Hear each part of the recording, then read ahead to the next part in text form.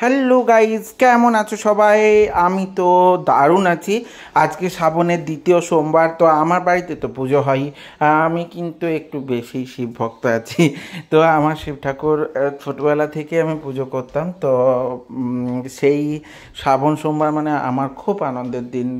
তো সকাল থেকেই তারই তোড়জোড় শুরু হয়ে গেছিলো, কিন্তু ক্লাসের প্রচুর চাপ ছিল।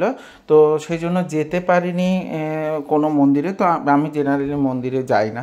তো আমি বাড়িতেই, আমার বাড়ির যে মহাদেব আছে ওনাকেই ভক্তিভরে পুজো করি। তো আমার মনে হয় যে যেখানেই থাকুন, যেই শিবই হোক, মন দিয়ে ভক্তিভাবে তুষ্টভাবে যদি তাকে পুজো করা হয় বা তুষ্ট করার চেষ্টা করা হয়, তিনি তুষ্ট হন এবং তিনি পূজা গ্রহণ করেন। তো সেই উদ্দেশ্যে এই বাড়িতেই পুজো করার চেষ্টা করি। তো শ্রাবণ দ্বিতীয় সোমবারে আমার বাড়ির মহাদেব কিন্তু আজ একটা বিশেষ ধরনের উপহার পেয়ে গেছে, যেটা আমার তো খুবই আনন্দ লেগেছিল। তো আজকে প্রচুর সকাল থেকে বৃষ্টি হচ্ছিল। তো সকাল থেকে বৃষ্টি হওয়ার জন্য আমি কিন্তু ফুল কিনতে যেতে পারিনি। এই দিন কিন্তু আমি মহাদেবকে আকন্দের মালা পরাই। তো সেই জন্য আমি কিন্তু ফুল কিনতে যেহেতু যেতে পারিনি, ক্লাসেরও চাপ ছিল। তো সারাদিন ক্লাস করানোর পর যখন 11টার দিকে চেষ্টা করলাম, তখন মুষলধারে বৃষ্টি এলো, তো কোনোভাবেই যেতে পারিনি। কিন্তু আমার বাড়ির মানে ফুল দোকানটা কিন্তু আমার বাড়ির কাছেও একটা ফুল দোকান আছে। তো আমি জেনারেলি ওই কাছের ফুল দোকানটা থেকেই ফুল কিনি।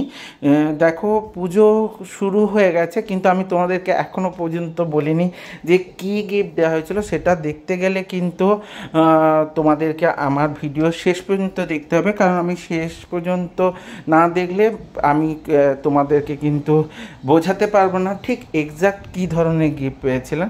তো আজকের দিনে আমি আগেও বলেছি, তো অনেকে বিশেষভাবে বিভিন্ন রকম মানে উপাদান দিয়ে পুজো করে, কিন্তু আমার বাড়িতে সব সময়ই কিন্তু শুধু শ্রাবণ সোমবারে কোনো রকম দুধ ঢালা হয় না, শুধুমাত্র জল দিয়েই স্নান করানো হয়।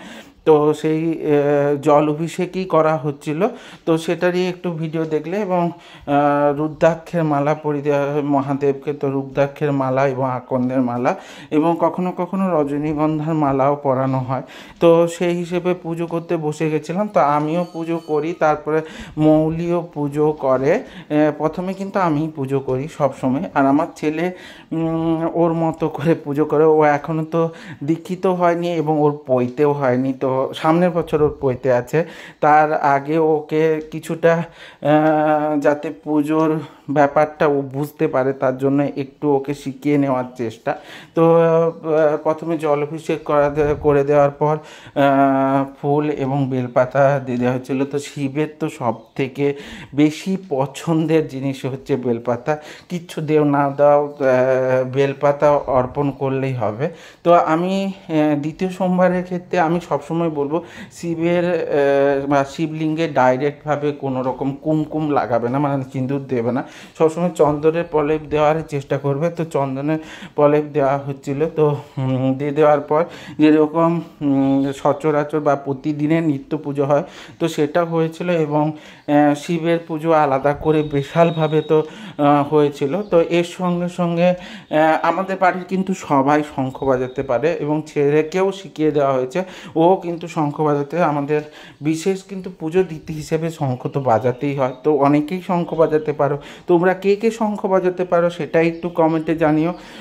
এরপরে আরতি করে নেওয়া হচ্ছিল। তো বাড়ির পুজো যেরকমভাবে করা যায় সেরকমভাবেই চেষ্টা করি করার। তো যখন এবারে তোমাদের বলি যে কী উপহার পেয়েছিল, তো যখন প্রায় 1টার সময় যখন বৃষ্টি হালকা হালকা কমে যায়, আমি আর ছেলে মিলে ফুল দোকানে চলে গেছিলাম। তো ফুল দোকানে গিয়ে দেখি ফুল দোকানি অলরেডি কিন্তু তখন দোকান খোলা রেখে কোথাও চলে গেছে। তো বৃষ্টি তো একটু একটু পড়ছিল, তো আমি কি করব খুঁজে পাচ্ছিলাম না। তো ভেবেছিলাম যে বাড়ি গিয়ে আবার দূরের ফুল দোকানটায় না হলে চলে যাব, ওখান থেকে ফুল নিয়ে চলে আসবো। তো সেই মুহূর্তে ও এসে উপস্থিত হয়, এসে বলে কোনো আকন্দের মালা নেই, তবে কিছু ফুল ফুল আছে, আমি গেঁথে দিতে পারি। তো বসে গেঁথে দিচ্ছিলো, তো দেওয়ার পর কিছু পুজোর জন্য ফুল দিয়ে দিল। তো দিয়ে দেওয়ার পর বলল যে আজকের আপনার বাড়ির মহাদেবকে আমি একটা উপহার দিতে চাই, সেটা আপনি অর্পণ করবেন আমার নাম করে। তো আমি এটা চাই, সেটা হচ্ছে জুঁই ফুলের মালা। এইভাবে সাথে থেকো, টাটা।